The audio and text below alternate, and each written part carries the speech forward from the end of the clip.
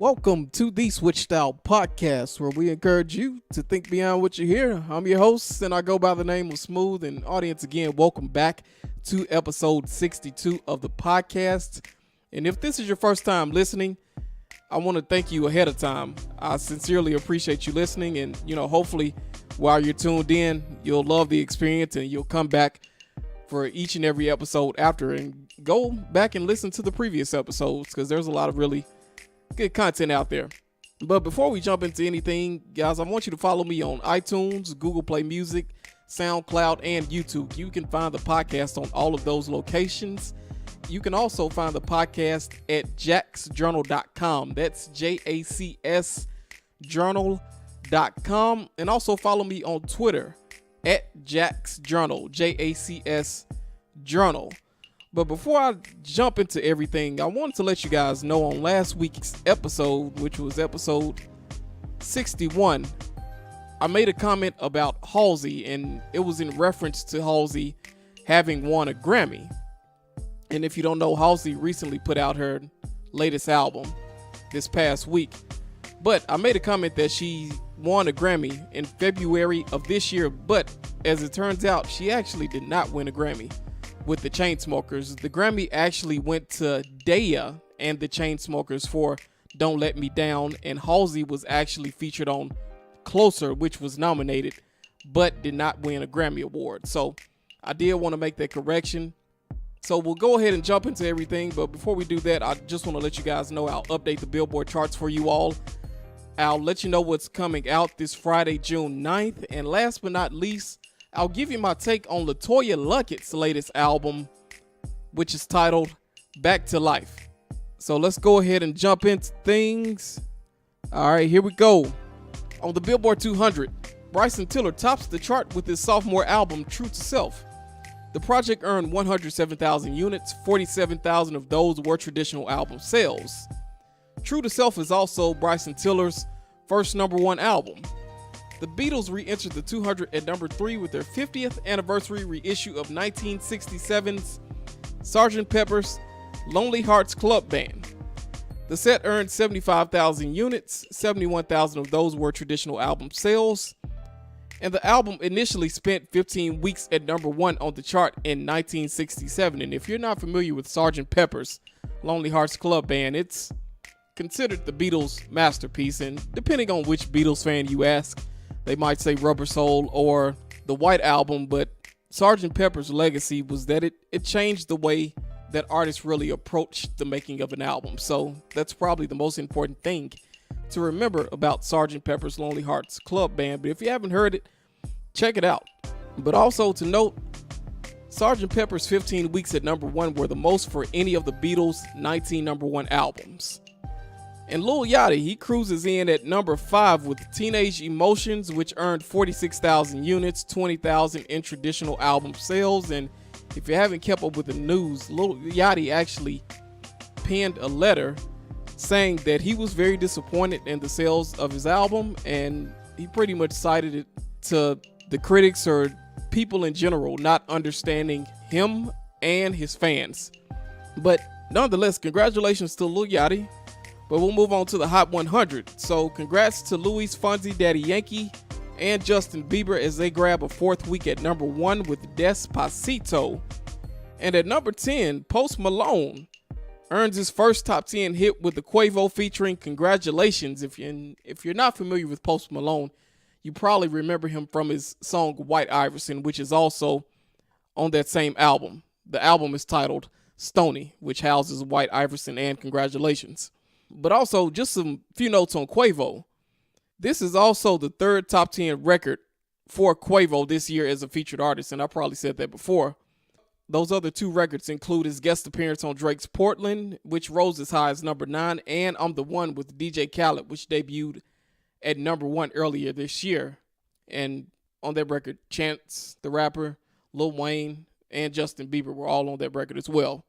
And don't forget, Quavo, who's also a member of the Migos, he scored a number 1 earlier this year with Bad and Bougie. It spent 3 weeks on top of the chart from January to February. So congrats to all of the artists who made waves on the chart this week, including Bryson Tiller, who has the #1 album in the country, the Beatles, who re-entered the chart with an album that's 50 years old, Lil Yachty, he was disappointed about his sales, but he did score a top 10 debut. And congrats to Luis Fonsi, Daddy Yankee, Justin Bieber, who have the #1 song in the country for a 4th consecutive week. Post Malone, who earns his first top 10 hit, and Quavo, who continues to be on the road this year. I mean, people are loving Quavo, so congrats to him. He's doing his thing. So, guys, we'll actually move to what's new, the new albums that are coming out this Friday, June 9th, 2017. So look out for new albums from pop star Katy Perry, who's back with her latest album titled Witness. Rock and roll pioneer Chuck Berry is back with his first album titled Chuck in nearly 40 years. And if you don't know, Chuck Berry actually passed earlier this year on March 18th at the age of 90 years old. Country legend Glenn Campbell, he looks to go out on top with Adios. And this is reportedly Glenn Campbell's last album. And sticking in the country genre, Lady Antebellum, they're back with their latest album, Heartbreak. And last but not least, me and a lot of people are really excited about this last artist by the name of SZA. She's the R&B newcomer signed to Top Dog Entertainment, and she's up with her debut album, which is titled Control. And it's actually spelled CTRL, like the abbreviated button on the keyboard when you type. So again, congrats to Katy Perry, Chuck Berry, Glenn Campbell, Lady Antebellum, and SZA. This should be a nice batch of new releases. So, and I'll actually review a couple of those in the coming weeks for you guys. So let's actually jump to why most of you probably came here. If you're a big LeToya Luckett fan, or if you're a Destiny's Child fan, you probably, obviously, you know who this artist is. But if you're not familiar with LeToya Luckett, I'll go ahead and tell you guys a little bit more about her. Before we get started, I'd just like to give you sort of a refresher just to bring you up to speed with what she's done, where she's come from, and, you know, where she currently stands in her career. So here we go. LeToya Luckett, she was born March 11th, 1981 in Houston, Texas. She began her career as a member of R&B supergroup Destiny's Child, and for still unknown reasons, LeToya Luckett, she was no longer a part of the group shortly after Destiny's Child released their 1999 sophomore album, The Writing on the Wall. And LaTavia Roberson was also the other member that was let go, and they brought Michelle in and the other member, which later left, and they became the trio. But back to LeToya Luckett. Even though she wasn't a part of Destiny's Child, she did earn 2 Grammy Awards for her work on the group's hit, Say My Name. And when the video came out, there was this huge controversy because the album just came out, but they let LeToya and LaTavia go. And you look at the video and you see Michelle and the other girl, whose name I think was actually Farrah. You see them two and you're wondering, where's LeToya and LaTavia? So just didn't make sense. But you know, she definitely bounced back. LeToya Luckett, she went on and signed a solo deal with Capitol Records in 2003, and she released her self-titled platinum debut in 2006. Her first solo album, LeToya, it included the hit singles Torn and She Don't. And her sophomore album, Lady Love, landed in 2009 and included the Ludacris featuring Regret. Her latest album, Back to Life, which I'm going to tell you guys or give you guys my take on in a second, it was actually released May 12th of this year, 2017. So I'm a few weeks behind. I'm finally getting around to it. So I'll go ahead and give you guys my take on LeToya Luckett's latest album, Back to Life. When a person knows their worth, they're simply making a conscious decision to never settle for less. Recognition of self-value is a powerful thing to grasp and will surprisingly take you a long way. Just ask LeToya Luckett. We last heard from the former Destiny's Child star and burgeoning actress on her 2009 sophomore effort, Lady Love. In the nearly 8 years since, the Platinum Star has landed several roles in film and television, had a short-lived marriage, and is now an independent artist. Luckett's third studio album, Back to Life, is essentially one that embraces the process of finding love, vows not to lose yourself in it, and never settles for a fraction of your worth. The album is accompanied by a brief miniseries starring Luckett herself and former NFL running back turned actor Thomas Jones.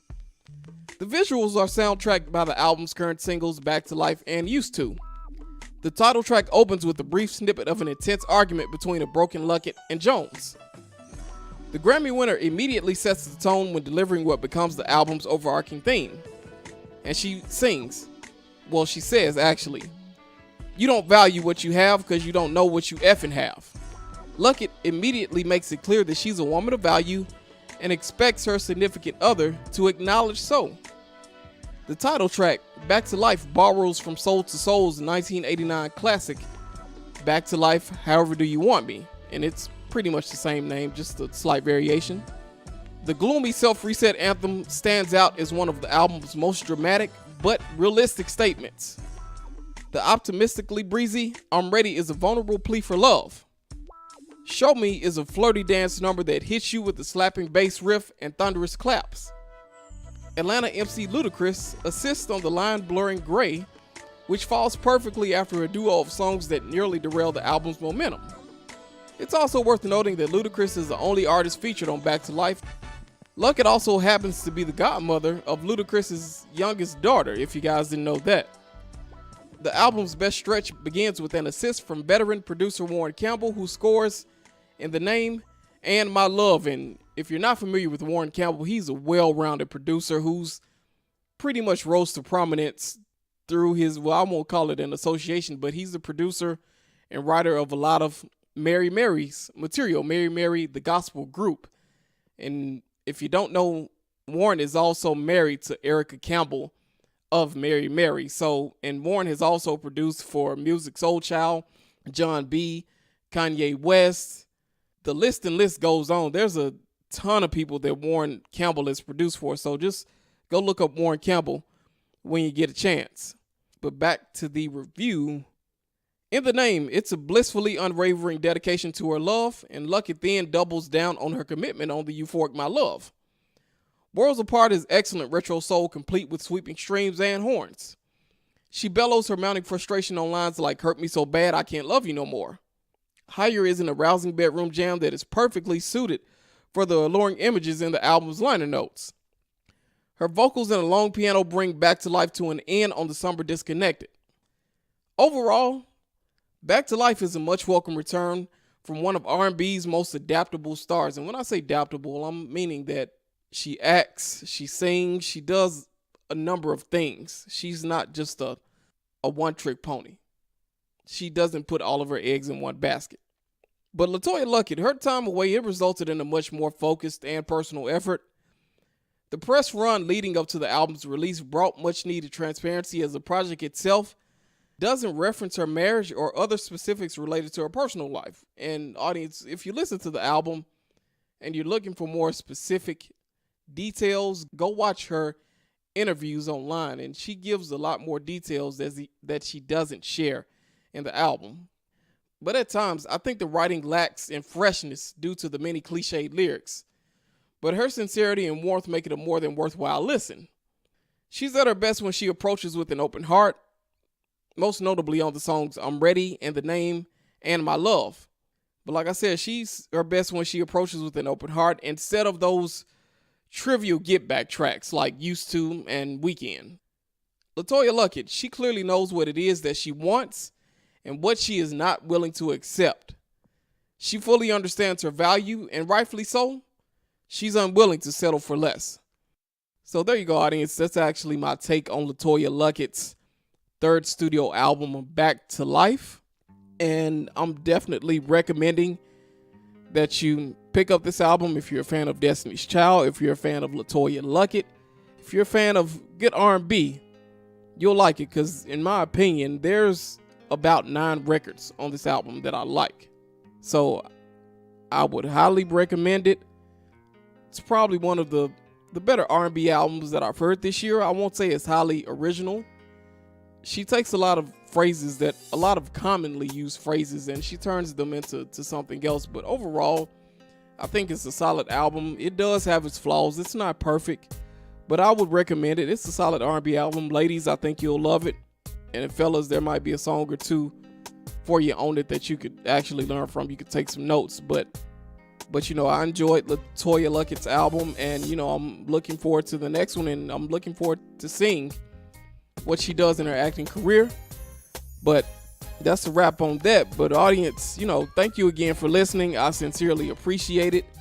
Hopefully you guys continue to listen and support. And I do want to shout out everybody in Kansas City, Missouri. I thank you for listening. I sincerely appreciate it. I'm not sure who you are, but please keep listening. I really appreciate it. If you want to get in contact with me, you can find me or email me at switchstylepodcast@gmail.com, or leave a comment or write me a review on iTunes, Google Play Music, SoundCloud, or YouTube. I would really appreciate it. And also go to jacksjournal.com. You can find my written reviews and the podcast as well. And also follow me on Twitter at jacksjournal. But thanks again, audience. I really appreciate it. And I'll see you guys next time. Peace.